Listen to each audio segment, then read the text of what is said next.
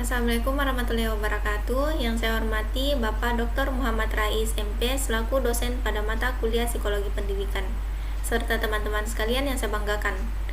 Pada kesempatan kali ini, kami dari kelompok 1 akan membahas mengenai penerapan pendekatan konstruktivis sosial dalam setting pendidikan. Sebelum masuk pada pembahasan materinya, saya akan memperkenalkan anggota dari kelompok 1. Yang pertama ada Ayatullah Marhamah Friskila, yang kedua ada saya sendiri Siti Dipasara, yang ketiga ada Anhar Fadila, yang keempat ada Lisa Febrianti, yang kelima ada Nadila Edi, yang keenam ada Nur Hafizah, yang ketujuh ada Ulul Asmi, dan terakhir ada Muhammad Aksan Adam. Pembahasan materinya akan saya serahkan kepada teman saya yang bernama Nadila Edi. Terima kasih. Baiklah, saya Nadila Edi akan melanjutkan materi. Yang pertama, sejarah konstruktivisme sosial. Konstruktivisme pertama kali dikemukakan oleh Giambattista Visco 1970 yang merupakan seorang sejarawan Italia.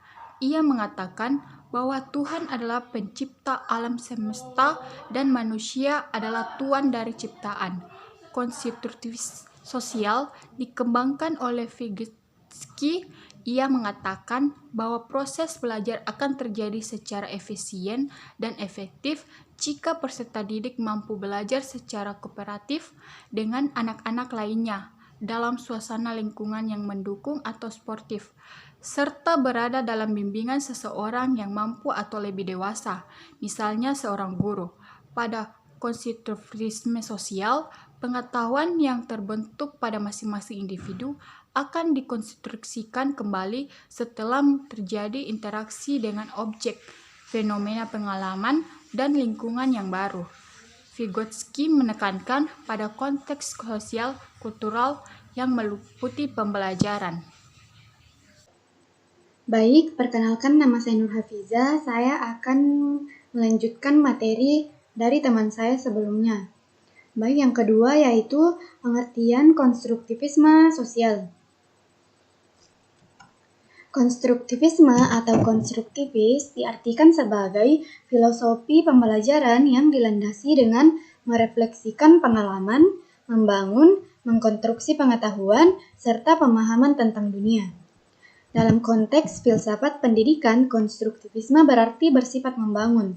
Teori konstruktivisme adalah suatu teori belajar yang menekankan bahwa para siswa sebagai pembelajar tidak menerima begitu saja pengetahuan yang mereka dapatkan, tetapi mereka secara aktif membangun pengetahuan tersebut secara individual. Salah satu konsep dasar dari konstruktivisme dalam belajar adalah interaksi sosial antara individu dengan sosialnya. Baik, mungkin itu saja yang bisa saya sampaikan. Materi selanjutnya akan dilanjutkan oleh teman saya. Terima kasih. Assalamualaikum warahmatullahi wabarakatuh.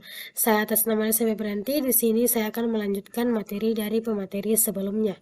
Elemen penting belajar. Elemen penting belajar terbagi atas dua. Yang pertama, belajar merupakan proses secara biologis sebagai proses dasar.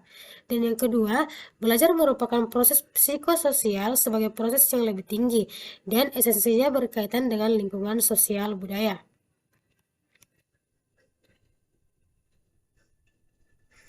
Tiga, implikasi teori konstruktivisme sosial terhadap pendidikan.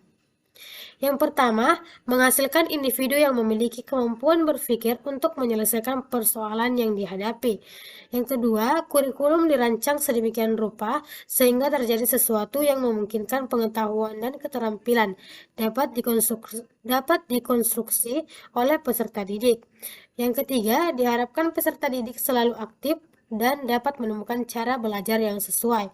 Dan yang terakhir yaitu yang keempat, guru hanya sebagai mediator, fasilitor, dan teman yang membuat situasi menjadi kondusif. Itulah tadi materi yang dapat saya sampaikan. Kemudian pemateri selanjutnya akan melanjutkan materinya. Perkenalkan, nama saya Ulul Asmi. Saya akan melanjutkan materi dari rekan saya. Yang keempat yaitu contoh penerapan pendekatan konstruktivisme sosial terhadap pendidikan.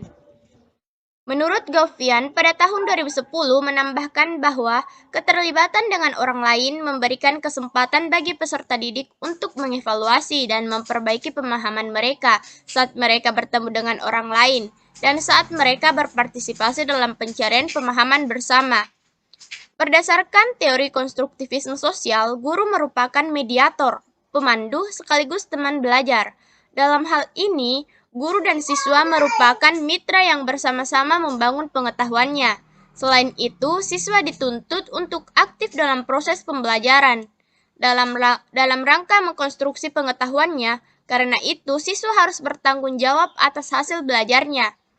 Tugas guru yang terpenting adalah dapat menghargai dan menerima pemikiran yang disampaikan oleh peserta didiknya.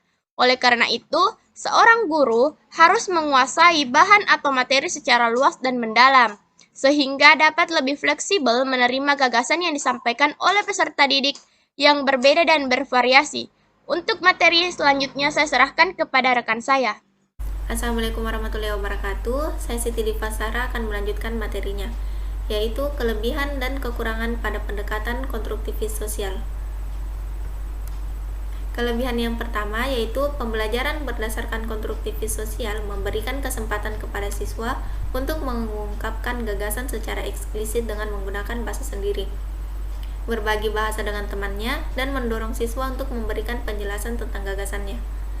Kelebihan yang kedua yaitu pembelajaran berdasarkan konstruktivis sosial memberikan pengalaman yang berhubungan dengan gagasan yang telah dimiliki siswa atau rancangan kegiatan disesuaikan dengan gagasan awalnya, agar siswa memperluas pengetahuan mereka tentang fenomena dan memiliki kesempatan untuk merangkai fenomena, sehingga siswa terdorong untuk membedakan dan memadukan gagasan tentang fenomena yang menantangnya. Kelebihan yang ketiga yaitu pembelajaran konstruktivis sosial memberikan siswa kesempatan untuk berpikir tentang pengalamannya. Ini dapat mendorong siswa berpikir kreatif, imajinatif, mendorong refleksi tentang model dan teori, serta mengenalkan gagasan-gagasan pada saat yang tepat. Adapun kelebihan-kelebihan yang lain serta kekurangan dari teori konstruktivis sosial ini akan dilanjutkan oleh teman saya. Terima kasih. Assalamualaikum warahmatullahi wabarakatuh. Perkenalkan, nama saya Muhammad Aksan Adam. Di sini saya akan melanjutkan materi yang telah disampaikan oleh teman saya mengenai kelebihan yang keempat, yaitu pembelajaran berdasarkan konstruktivisme sosial memberi kebebasan kepada siswa untuk mencoba gagasan baru, agar siswa terdorong untuk memperoleh kepercayaan diri dengan menggunakan berbagai konteks baik yang telah dikenal maupun yang baru, dan akhirnya memotivasi siswa untuk menggunakan berbagai strategi belajar. Kelebihan yang kelima yaitu pembelajaran konstruktivisme sosial mendorong siswa untuk memikirkan perubahan gagasan mereka setelah menyadari kemajuan mereka, serta memberi kesempatan siswa untuk mengidentifikasi perubahan gagasan mereka. Kelebihan yang keenam yaitu pembelajaran konstruktivisme sosial memberikan lingkungan belajar yang kondusif untuk mendukung siswa mengungkapkan gagasan, saling menyimak, dan menghindari kesan selalu ada satu jawaban yang benar. Untuk materi selanjutnya mengenai kekurangannya akan dilanjutkan oleh rekan saya. Assalamualaikum warahmatullahi wabarakatuh. Perkenalkan, nama saya Ayatullah Maram Firskila. Di sini saya akan melanjutkan materi dari Muhammad Aksan, yaitu kekurangan pendekatan konstruktivisme sosial. Yang pertama, siswa mengonstruksi pengetahuannya sendiri. Tidak jarang bahwa hasil konstruksi siswa tidak cocok dengan hasil konstruksi para ilmuwan, sehingga menyebabkan miskonsepsi. Kedua, konstruksi konstruktivisme sosial menanamkan agar siswa membangun pengetahuannya sendiri. Hal ini pasti membutuhkan waktu yang lama, dan setiap siswa memerlukan waktu penanganan yang berbeda-beda. Dan yang terakhir, situasi dan kondisi tiap sekolah tidak sama, karena tidak semua sekolah memiliki sarana dan prasarana yang dapat membantu keaktifan dan kreativitas siswa. Terima kasih atas perhatiannya. Kurang lebihnya mohon dimaafkan. Sekian dari kelompok kami. Wassalamualaikum warahmatullahi wabarakatuh.